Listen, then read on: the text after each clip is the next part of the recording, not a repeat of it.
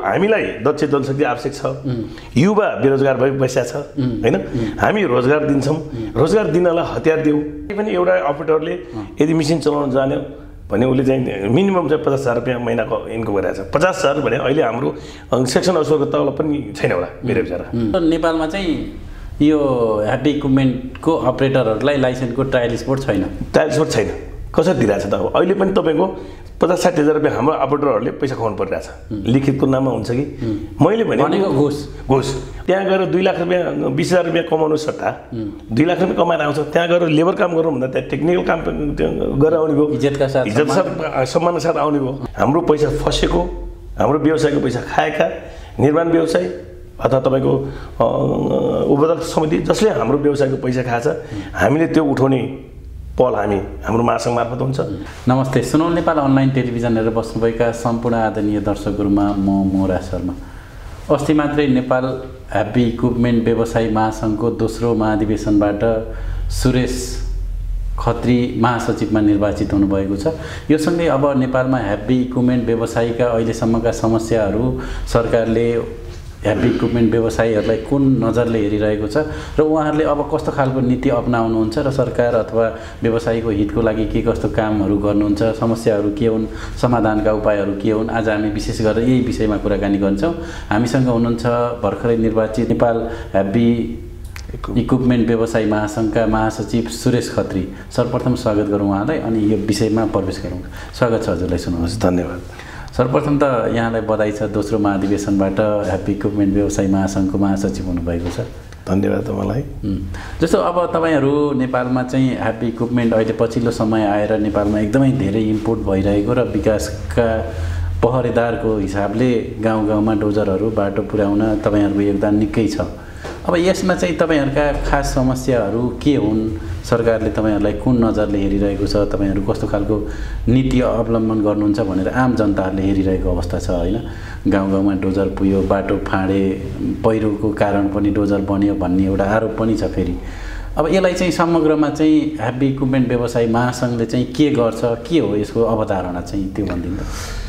वास्तवमा भन्नुपर्दा हाम्रो जस्तो देश नेपालमा भौगोलिक विकटता भएको देशमा जुन सडक सञ्जालको अवस्था थियो, लगभग आजभन्दा 62-63 सालभन्दा अगाडि खासमा यो डोजरको त्यति ठुलो आयात पनि भएको थिएन, त्यस्तो पोलिसी पनि थिएन, त्यति प्रयोग पनि थिएन। त यो भइसकेपछि चाहिँ अब भनिन्छ नि कुनै पनि देशको त्यहाँको विकसित अवस्था, त्यहाँको अवस्था के छ भन्दाखेरि त्यहाँको सडक हेरेपछि हामीले अनुमान लगाउन सक्छौँ। त्यस्तै हामीले चाहिँ हाम्रो जस्तो देशको लागि, विकटता भएको देशको लागि हेभी इक्विपमेन्टको कामको ठुलो महत्त्व छ। अब गाउँ गाउँ हाम्रो दुर्गम गाउँ तपाईँलाई थाहा छ। त्यो हेभी इक्विपमेन्ट इम्पोर्ट भएपछि नै ठाउँ ठाउँमा चाहिँ बाटाहरू खुलिए, ठाउँ ठाउँमा बाटाहरू खुलेपछि त्यहाँ यातायातका साधनहरू गए। अब जहाँ राम्रो हुन्छ त्यहाँ नराम्रो पनि हुन्छ। अब स्टार्टिङ फेजमै हामीले चाहिँ यो हेभी इक्विपमेन्ट कसलाई इम्पोर्ट गर्न दिने, कसलाई राख्ने, अनि कहाँ बाटो खन्ने भन्ने कुराको यो सरकारी निकाय, स्थानीय जनताप्रतिनिधिलाई त्यो जनप्रतिनिधि नभएको अवस्थामा थिएन। त्यो बेलामा अब कहीँ कतै चाहिँ मिसयुज भए त्यसले अब राम्रो सँगसँगै नराम्रो त अवश्य आइहाल्छ। तर पनि हामीले अहिले गाउँ गाउँ गएर हेऱ्यौँ भने हामीलाई लाग्छ कस्तो विकट भएको ठाउँमा तपाईँ कसैको गाउँमा गएर हेऱ्यो भने जस्तो टोलमा चाहिँ तपाईँको हिजो उपभोक्ता समिति मार्फत पनि तपाईँको चाहिँ जस्तो एउटा घर नजिक छ भने अर्को घरको मान्छे त्यहाँसम्म बाटो आइपुग्यो, अब त्यहाँ पनि जोडौँ भनेर चाहिँ हिजो बजेट नहुँदाखेरि पनि, स्थानीय सरकार नहुँदाखेरि पनि चाहिँ त्यहाँ महिलाको सुन राखेर भए पनि, आफ्नो पैसा राखेर भए पनि, लोन गरेर भए पनि त्यहाँ बाटो पुऱ्याएको अवस्था हो। अहिले हामीलाई गाउँ जाँदाखेरि हामीलाई कहिलेकाहीँ गर्व लाग्छ कि त्यो बाटोहरूमा अहिले डन्न नलाएर तपाईँको गाडी चल्छन्, त्यहाँ भएका उत्पादनहरू सहर केन्द्रित आएका छन्, त्यहाँ आर्थिक क्रियाकलापहरू बढी बनेका छन्, त्यहाँ भएका उत्पादनहरू चाहिँ यहाँ आएका छन्। मलाई के लाग्छ भने तपाईँको जहाँ सडक पुग्छ त्यहाँ भएको स्थानीय चिज चाहिँ अवश्य सहरमा आउँछ नै, बाटोको सञ्जाल पुग्न साथ। अब हामी बेरोजगार भनिरहेछौँ, हाम्रो देश 10 वर्ष युद्धमै गयो होइन, त्यसपछिका हाम्रा देश हाम्रो अवस्था आर्थिक अवस्था भन्ने हुने 50 वर्ष पछाडि धकेल्यो। युवाहरू विदेश गए हैन। अब हामी गाउँमा गएर हेर्यो भने बाँझो छ। अहिले युवाहरू विदेश गएर फर्केर आएर गाउँमा व्यवसाय गरेर त्यो व्यवसाय गरेको चिज चाहिँ सकेन्द्रीय मार्केटमा ल्याउँदाखेरि हामी आत्मनिर्भर भयो भन्दाखेरि कता कता हामीलाई पनि जस जानुपर्छ। हाम्रो पनि त्यहाँ योगदान छ। हामीले पनि त्यहाँ हामीले बाटोघाटो गरौँ, हामीले इक्विपमेन्ट इम्पोर्ट गऱ्यौँ। त्यति बेला राज्यको पोलिसी पनि हामीलाई सहज भयो। त्यो अनुसार हामीले त्यो विकास निर्माणमा त्यो देशको त्यो ठाउँको चाहिँ आर्थिक गतिविधि अवलम्बनलाई र विदेश गएका युवाहरू गाउँमा आएर कृषि सम्बन्धी काम गरेर त्यो कृषिको उत्पादन चाहिँ बजारसम्म ल्याउनलाई सहज जुन वातावरण गरेको त्यो अप्रत्यक्ष रूपमा त्यो देखिन्छ। फिजिकल रूपमा हाम्रो योगदान हो पहिला त्यहाँ। त्यस कारण त्यो कुरालाई गर्व लाग्छ। त्यो सँगसँगै राज्यले यो इक्विपमेन्टले चाहिँ हामीलाई के गर्यो भन्ने कुरा जस्तै हिजो भूकम्प जाँदाखेरि पनि इक्विपमेन्टहरू हामीसँग थियो र हामीले तत्काल उद्धार कार्यमा हामीले सहयोग गऱ्यौँ हैन। त्यो तत्काल त्यो समस्या देख्ने त्यसपछि त्यसलाई बिर्सिँदै जाने भनौँ न। अहिले भूकम्प आउँदाखेरि चाहिँ हामी आम नेपालीको समस्या 2 तला घर भएका घर पनि भत्काएर तल झारे। अहिले अब भूकम्प बिर्स्यो पछि माथि जाने भने जस्तै हामी आम समुदायबाटै त्यहाँ सरकारमा गएको हाम्रै दाजुभाइ गएर होला त्यहाँ पनि त्यही अवस्था भयो। हिजो इक्विपमेन्टको यत्रो समस्याबाट हुँदो रहेछ भनेर, तर अहिले त्यस्तो एड्रेस भएको छैन। समस्या त हामीलाई ठुलो छ। हेभी इक्विपमेन्टको समस्या चाहिँ के छन् तपाईँहरूलाई? जस्तो व्यावसायिक हिसाबले काम पनि गरिरहनु भएको छ, विकासकोमा एउटा योगदान पनि तपाईँहरूले पुर्याउनु भएको छ। तपाईँहरूको आफ्ना समस्या चाहिँ के हुन्छ आजको दिनमा? यो समस्या के भने जस्तो कुनै चिज आउँदा खुसी हुन्छ, खुसी चाहिँ विकृति पनि आए। जस्तो हेभी इक्विपमेन्ट आयो, स्थानीय सरकार थिएन त्यति बेला, बजेट गाउँ केन्द्रित थियो। अहिले स्थानीय सरकार जनप्रतिनिधि आए, हामीलाई लाग्यो विकास हुन्छ, हाम्रा इक्विपमेन्टले काम पाउँछन् भन्ने अवस्था थियो हिजो। अब इक्विपमेन्ट जब स्थानीय सरकार गठन भयो त्यसपछि तपाईँको स्थानीय वडा अध्यक्षदेखि लिएर अब तपाईँको गाउँपालिका नगरपालिकाले इक्विपमेन्ट किन्न थाले हैन।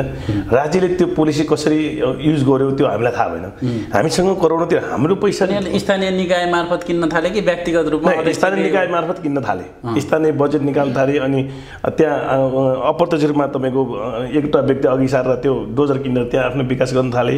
कहिलेकाहीँ तपाईँको आफ्नो ठाउँमा चाहिँ बाहिरको स्थानीय पदाधिकारीहरूले मात्र त्यो डोजर चलाउने, त्यसपछि तपाईँको अरूले चाहिँ तपाईँको डोजर त्यहाँ ल्याउन नदिने, कामै गर्यो भने बजेट नदिने, यी विकृतिहरू पनि आए। त्यसलाई विकृति भन्ने कि जस्तो स्थानीय निकाय आफै सक्षम भयो, आफ्ना इक्विपमेन्टहरू खरिद गरेर आफ्नो प्रोपर्टी जम्मा गरौँ भनेको त यो त सकारात्मक कार्य भएन। तपाईँहरूले कसरी विकृति होइन? यसलाई तपाईँले के हेर्नुहुन्छ भने जस्तो एउटा इक्विपमेन्ट 1 करोड रुपियाँ पर्छ, स्थानीय निकायले त्यो इक्विपमेन्ट किन्यो।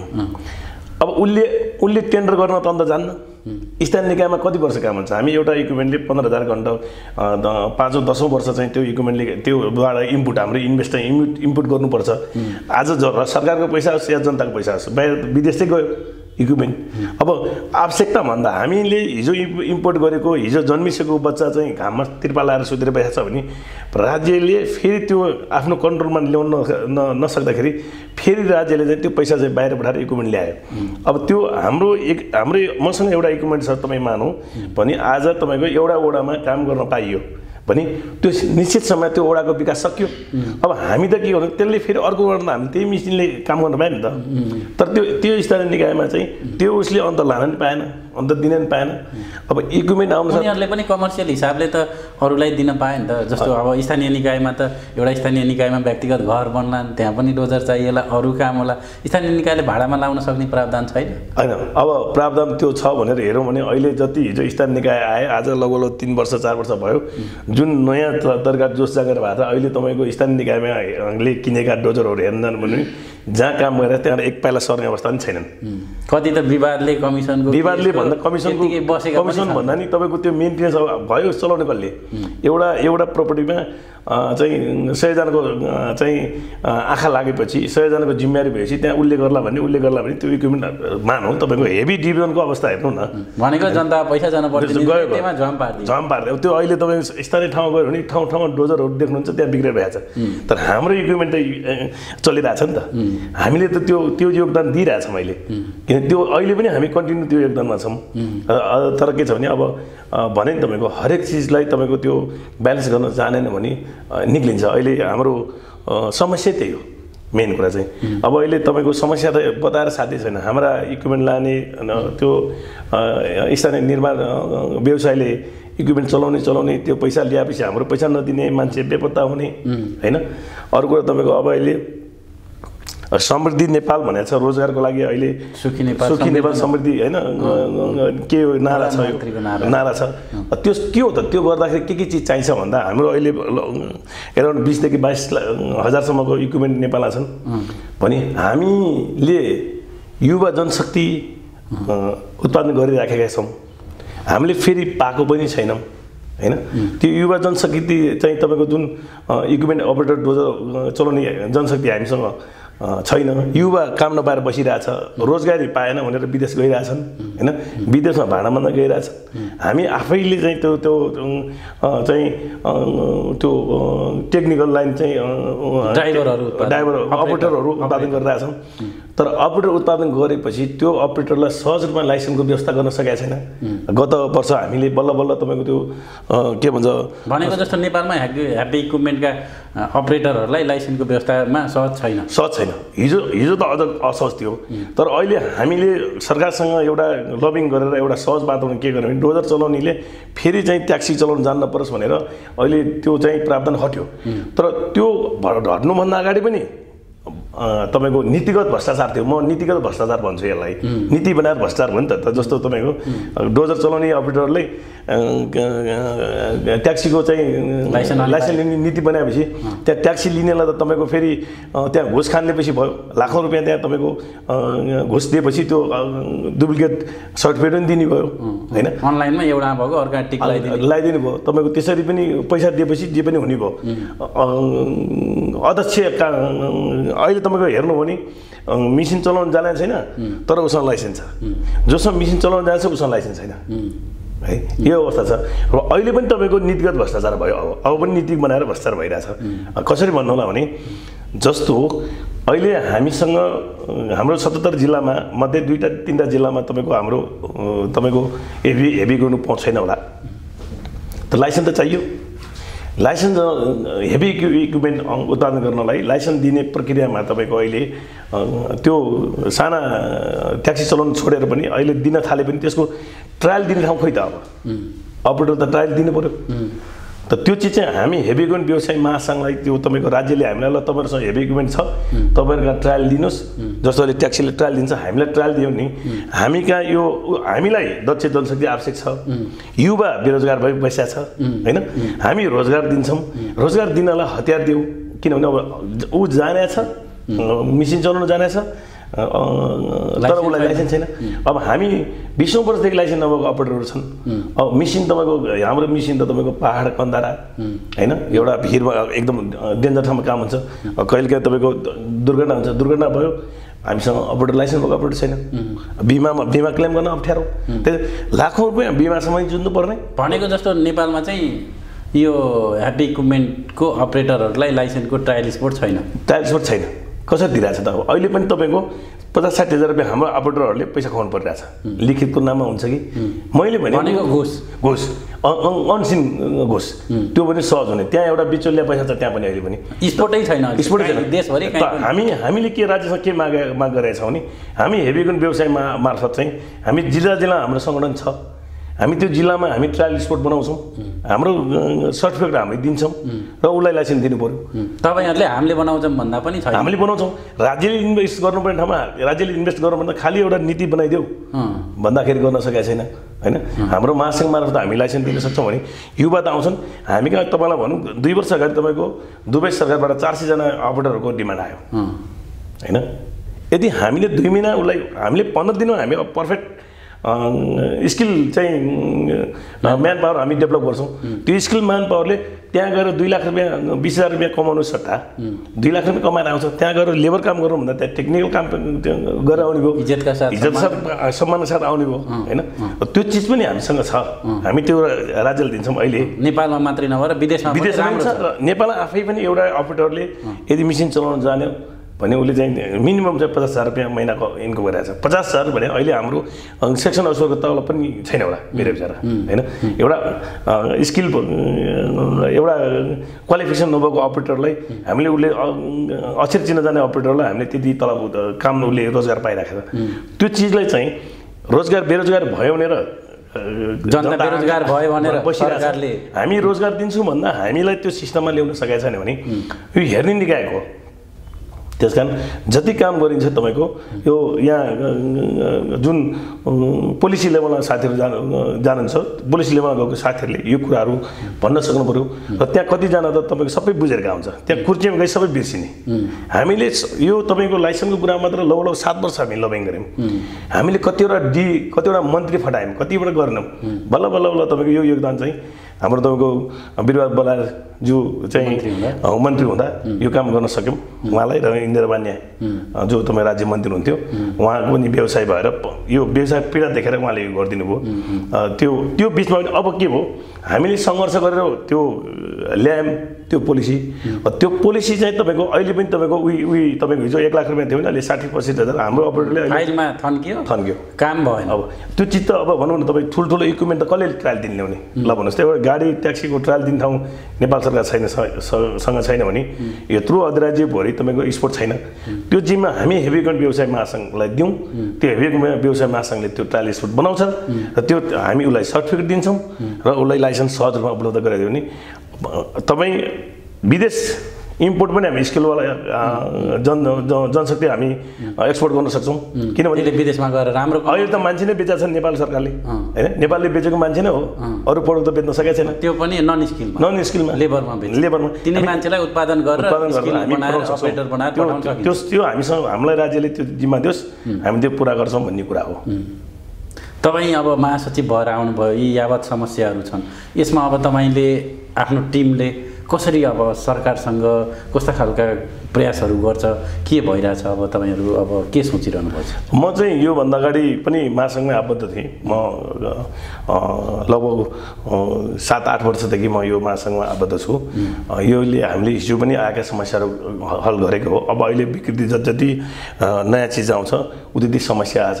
अहिले मेन कुरा राज्यले गर्नुपर्ने भनेको के हो भने हायरिङ बिजनेस मेन कुरा चाहिँ हाम्रो मिसिनहरू एउटा मिसिन हामी नेपालीको पैसा यहाँ बस्दैन डलरमा किनेर ल्याएको मिसिन चाहिँ हामी निर्माण व्यवसायलाई के भन्न चाहन्छौँ भने तपाईँहरू मिसिन नकिन्नुहोस्। हामी हायरिङ बिजनेसबाट हामीले सपोज मानौँ तपाईँहरू 4 जना कन्ट्र्याक्टर हुनुहुन्छ निर्माण व्यवसाय हुनुहुन्छ।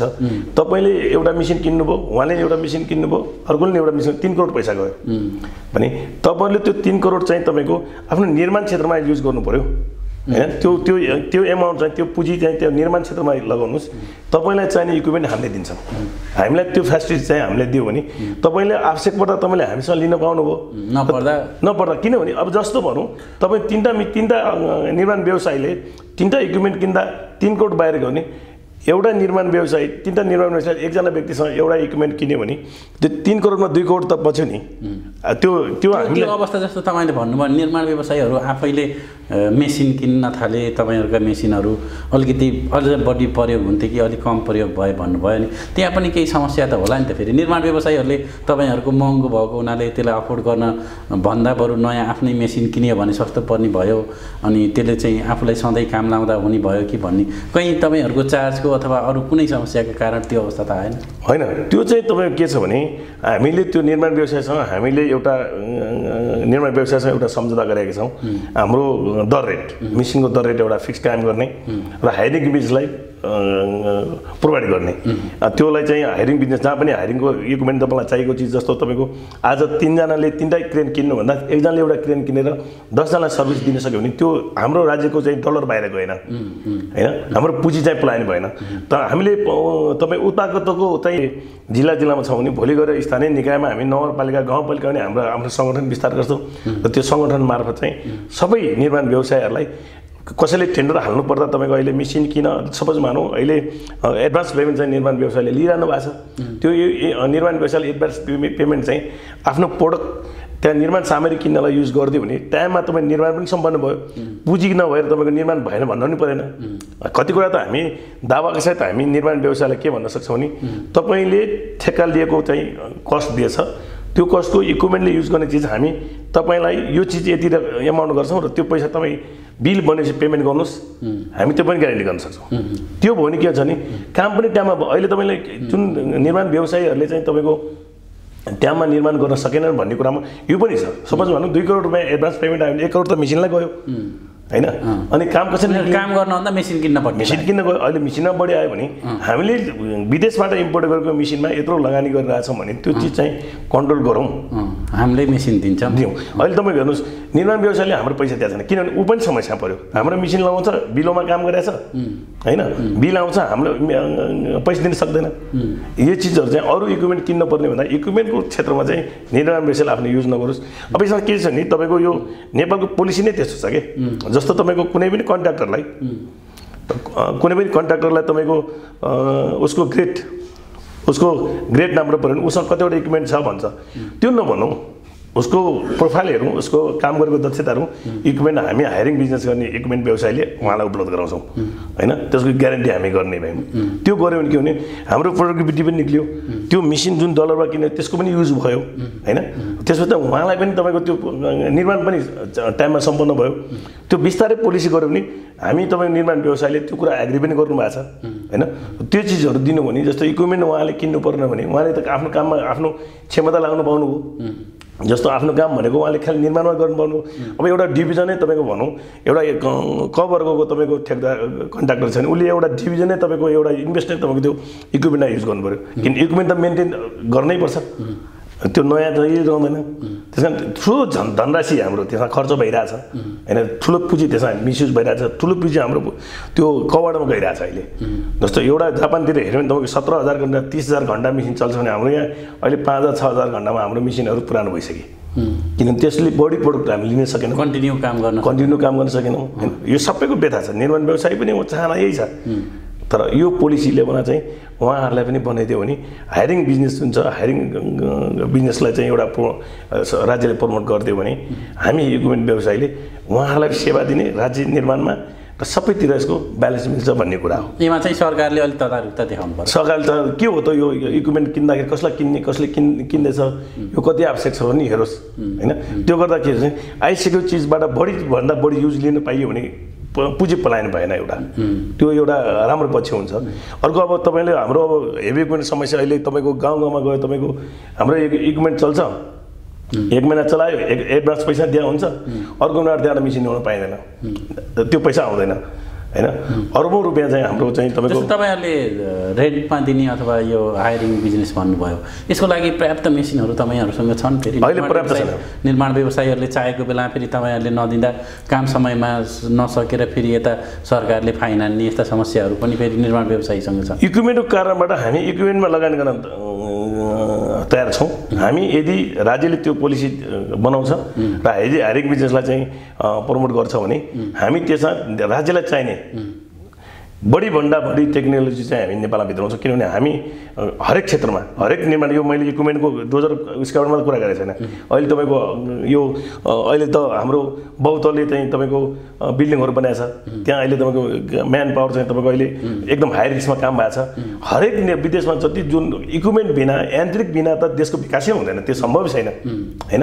त्यो सम्भव नभएको चिजलाई हामीले चाहिँ तपाईँको इक्विपमेन्टहरू चाहिएको इक्विपमेन्ट चाहिँ हामी इम्पोर्ट गर्न हामी सक्षम छौँ, हामी दिन्छौँ। त्यो कमिटमेन्ट हामीलाई राज्यसँग र निर्माण त्रिपक्षीय पहिला राज्यले तपाईँहरूलाई राज्य पोलिसी बनाइदियोस् गराओस्, तपाईँहरू पर्याप्त दिने इक्विपमेन्ट बिना अहिले तपाईँको हेर्नुहोस् अहिले हिजो तपाईँको इन्डियाबाट अहिले तपाईँलाई भन्नुपर्दा कतिसम्म निकममा छ हामी हाम्रो राज्य संरचना भनेर हेऱ्यो भने हाम्रो बोर्डर साइडमा तपाईँको इन्डियाबाट मेसिन ल्याएर तपाईँको त्यहाँ भाडा चलाएर त्यो आउनु पाउँदैन, दिनको 500 रुपियाँ तिरेर आउनु पाउने रहेछ, त्यो के हो होइन। त्यो चिज ल्याएर तपाईँको पोलिसी लेभल भनौँ न, पोलिसी लेभल त्यहाँ पनि घुस खाइरहेछ, किनभने त्यो त्यहाँको इन्डियाको मेसिन आउने बोर्डर क्षेत्रमा काम गर्ने अनि त्यहाँको हाम्रो पैसा चाहिँ लिएर जाने। हामी देश विकास गर्न इक्विपमेन्ट ल्याइरहेछौँ, तपाईँहरू यता ल्याउनु छ, उसले चाहिँ त्यहाँ आएर काम गरेर जाने अवस्था पनि सिर्जना, हामी त्यसलाई पनि विरोध गरिरहेछौँ। त्यस कारण त्यो चिजले पनि हामीलाई समस्या पारेको छ होइन। भनेको भारतबाट ल्याएर यता नेपालमा गर्दै तपाईँहरूका मेसिन त्यो हाम्रो मेसिन त्यो तपाईँको हामी हेरे हेरे उसले पैसा लिएर गइरहेछ, त्यो पुलिस पलायन भयो होइन। हाम्रो सामान पनि किनेर उसलाई पैसा बुझायो होइन, उसले फेरि त्यहाँ आएर निर्माण काम पनि गरिदिने अवस्था आयो। अहिले तपाईँ नेपालमा हेर्नुहोस् पुलको लागि भन्नुहोस् पाइलिङ कुन इक्विपमेन्ट छैन, तर यो चाहिँ के छ भने राज्यले यसलाई इक्विपमेन्टमा ठिक्क ब्यालेन्स पोलिसी बनाइदियो भने हामी हायरिङ बिजनेस अहिले तपाईँको करोड रुपियाँ ब्याङ्कमा परिरहेछ। हाम्रो त अब समस्या भन्नुपर्दा तपाईँको धेरै ठुलो समस्या झेलिरहेको छ। हाम्रो व्यवसाय पलायन हुने अवस्था आएको छ। तपाईँलाई भन्नुपर्दा एउटा काम नपाएर, एउटा काम गरेको पैसा नपाएर हैन, अनि यसको तपाईँको मेन्टेनेन्स खर्च हाई भएर यो चिजमा चाहिँ आगामी दिनमा हामी हेभी इक्विपमेन्ट व्यवसायले महासङ्घले चाहिँ हाम्रो पैसा फसेको, हाम्रो व्यवसायको पैसा खाएका निर्माण व्यवसाय अथवा तपाईँको उपभोक्ता समिति जसले हाम्रो व्यवसायको पैसा खान्छ, हामीले त्यो उठाउने पहल हाम्रो महासङ्घ मार्फत हुन्छ, हाम्रो जिल्ला सङ्घ मार्फत गर्छौँ। भनेको कुनै पनि हेभी इक्विपमेन्ट व्यवसायले अरूको उसको पैसा चाहिँ कहीँ डुब्यो भने त्यसको नेतृत्व गरेर महासङ्घले चाहिँ उठाउन पहल गर्छ। हाम्रो व्यवसाय सङ्गठित हुनु पर्यो। व्यवसाय साथीहरूलाई म यही तपाईँको यो सुनौ नेपाल मार्फत आह्वान गर्न चाहन्छु, सङ्गठित हुनुहोस्। हामी तपाईँको फसेको पैसा कुन चाहिँ व्यवसायले, कुन चाहिँ निर्माण व्यवसायले पैसा खान्छ, हामी त्यो कानुनी लडाइँ पनि लड्न तयार छौँ र नैतिक रूपमा पनि लड्न तयार छौँ। किनभने कुनै पनि व्यवसायको काम गरेपछि त्यो पैसा दिनु पर्यो, पेमेन्ट दिनु पर्यो। यदि दिएको छैन भने हामी नैतिक रूपमा महासङ्घले त्यसलाई ब्ल्याक सिट राख्छ। यो कन्ट्र्याक्टर चाहिँ सार्वजनिक रूपमै उसलाई नैतिक रूपमै चाहिँ पर्दाफास गरेर यो व्यवसायले, यो कन्ट्र्याक्टरले हाम्रो पेमेन्ट दिएन, यो हामी गर्छौँ नि। हामी पहल गर्छौँ। भोलिका दिनमा तपाईँहरू मार्फत तपाईँहरूका संस्थामा आबद्ध भएका कुनै पनि अपरेटरलाई त्यहाँ जान दिनुहुन्न। हामी अपरेटर होइन, मेसिन पनि जान्न, अपरेटर जान्न, उसलाई हामी सार्वजनिक रूपमै चाहिँ बदनाम गराउँछौँ। हामी त्यो अन्तिम अस्त्र हो त्यो, यदि पेमेन्ट दिँदैन भने। यो गर्नलाई चाहिँ हामी व्यवसाय, सम्पूर्ण व्यवसायलाई तपाईँको यो च्यानल मार्फत म आबद्ध हुन आह्वान गर्छु र महासङ्घले यसको नेतृत्व लिन्छ। भोलिको दिन हाम्रो साथीहरूको पैसा फसेर अहिले घरबार गइरहेछ, कति मेसिन बनाउन नसक्ने अवस्था पुगेको छ। यो चिज चाहिँ म आजै जस्तो अब महासङ्घमा अब यो एउटा चाहिँ सुविधा भयो, तपाईँहरूको महासङ्घमा आबद्ध हुनुभयो भने यस्ता खालका अरू के सुविधा हुन्छन् कि जसले गर्दा हेभी इक्विपमेन्टका व्यवसायीहरू तपाईँहरूको महासङ्घमा जोडिउन्, तपाईँहरूको संस्था अझ ठुलो बनोस्, बलियो बनोस्, सशक्त बनोस्? के छन् त योजना? अब यस्तो हामी कहाँ आबद्ध हुँदाखेरिको अवस्था के छ भने हामी कहाँ आउने अब यो खुल्ला आकाश मुनि काम गर्नुपर्छ। समस्या त धेरै आउँछन्। भोलि दुर्घटना हुन्छ, दुर्घटना भएपछि इन्सुरेन्सबाट पेमेन्ट गर्न त्यस्तै गाह्रो छ हामी कहाँ। अर्को पेमेन्टको पैसा इन्सुरेन्स कम्पनीहरूले लिने पेमेन्टको कुनै ब्यालेन्स छैन। एउटै मेसिन 1 लाख रुपियाँ पनि ल्याएको छ वार्षिक, त्यही मेसिन तपाईँ 50,000 पनि भएको छ, मनोमानी छ। त्यस कारण हामी हेभी इक्विपमेन्ट व्यवसाय मार्फत हाम्रो सम्पूर्ण व्यवसाय साथीहरूको बिमा पनि हामी मार्फत गराउँछौँ र उसको क्लेम पर्दाखेरि जुन दुःख दिइरहेछ उसलाई डकुमेन्ट पुग्दैन, कति तपाईँलाई भनिहाल्यौँ धेरै समस्या निस्किन्छ। धेरै पोलिसी बनाएको छ हाम्रो साथीहरूले, इन्सुरेन्स गरेर हुन्छ। त्यो इन्सुरेन्समा पोलिसी के लेखेको छ त्यो पनि थाहा छैन साथीहरूलाई। जब पर्छ भने साथीहरू हातमा टाउकोमा हात राखेर त्यहाँ के लेखेको छ, त्यसको एक्सेसहरू के छन्, कति साथीहरूलाई थाहा छैन। त्यस कारण साथीहरूलाई तपाईँहरूले 1 लाख रुपियाँ लिइरहेछ, बिमा पोलिसीले मन लाग्दै चार्ज गरिरहेछ, कसले कति लिने पनि थाहा छैन, जसले जति दियो त्यति दिने हो। त्यहाँ त्यो चिजलाई तपाईँहरू अब नीतिगत रूपमा के हो हामी कहाँ आबद्ध भएका व्यवसायी साथीहरूलाई बिमाको काम पनि हामी गराउँछौँ र तपाईँको त्यो दुर्घटना भएको ठाउँमा के समस्या भएको छ त्यो पनि हामीले हल गराउँछौँ र सङ्गठित हुनु पर्यो। त्यसको लागि संस्था लड्छ। बिमा हामी मार्फत गराउनु पर्यो, हामीले बिमालाई गराउँछौँ। त्यसको लागि जिम्मा महासङ्घले लिन्छ।